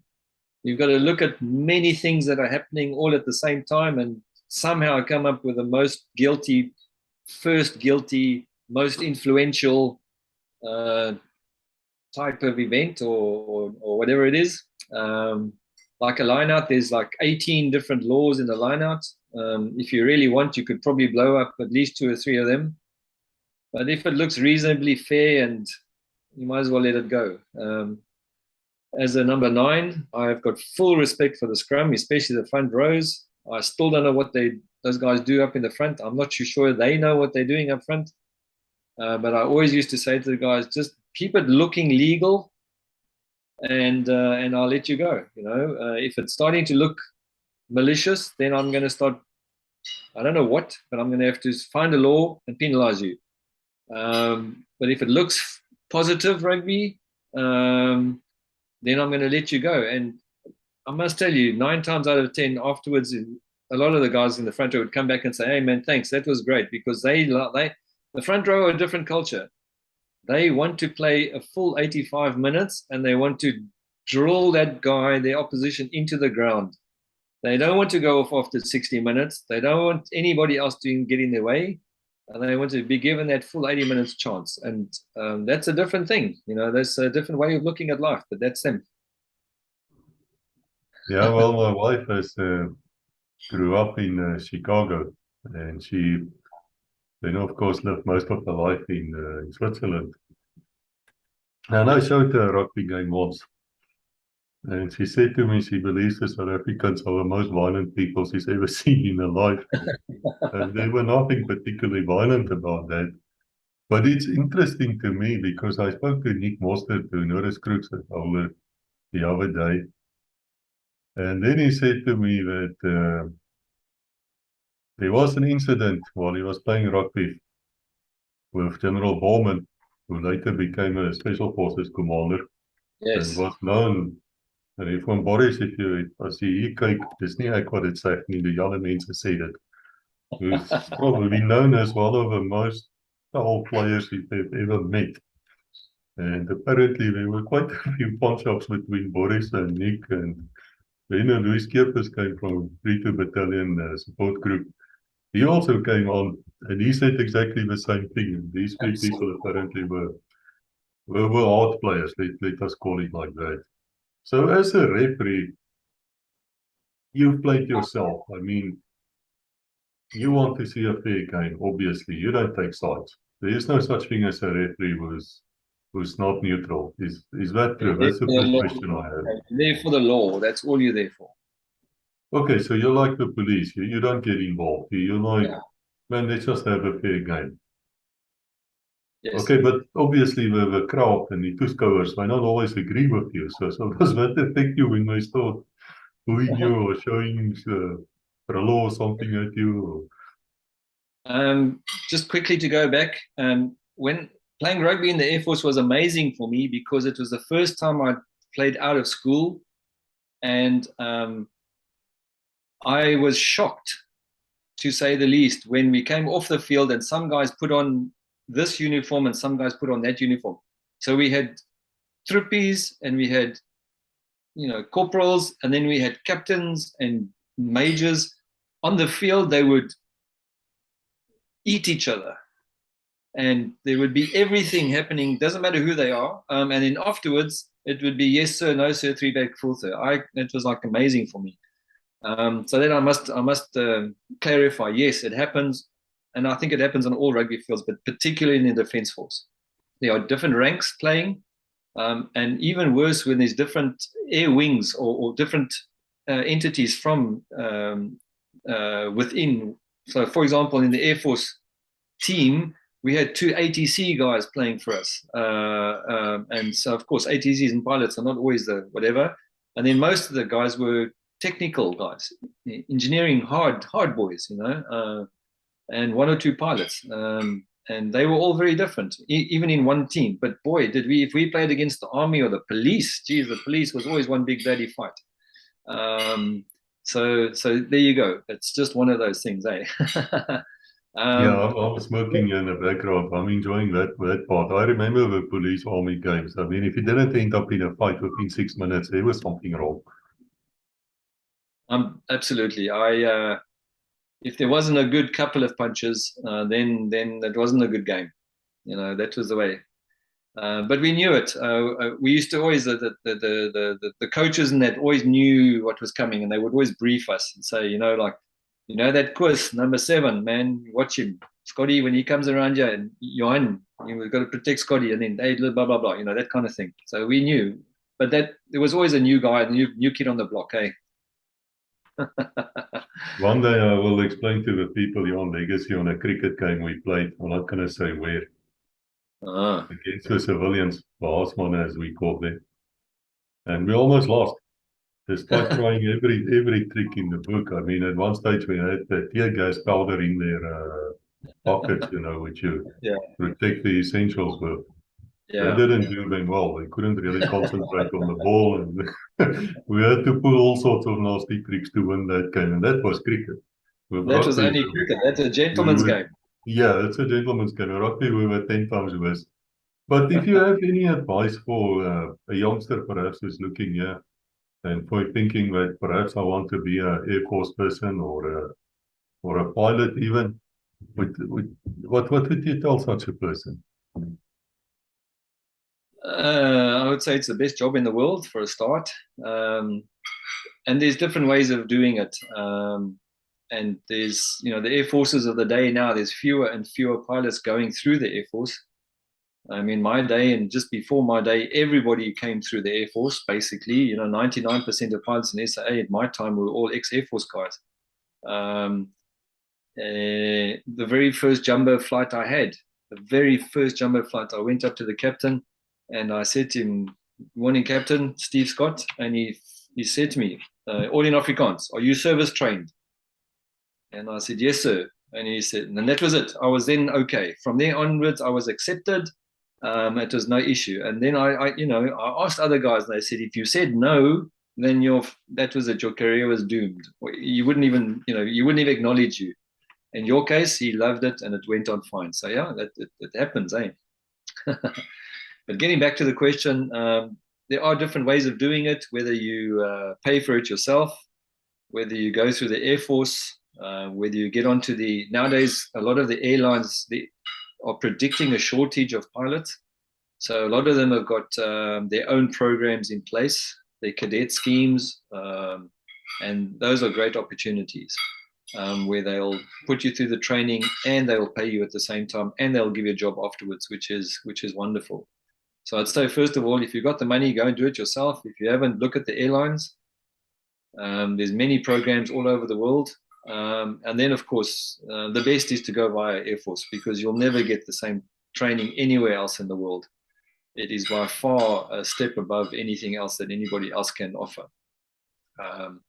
You might be doing stuff that you won't use in the civilian world, but at least you do it, and you get that out in your blood, and you'll know about it and keep it in your back pocket one day. But it is a great job, one of the best around, and I wouldn't change a thing. No. One thing I did want to quickly mention, by the way, was a couple of your videos have been about have highlighted the issue of mental health, particularly in the Special Forces and Air Force and things like that, and business. Now, two things I just wanted to quickly highlight. Now, I'm no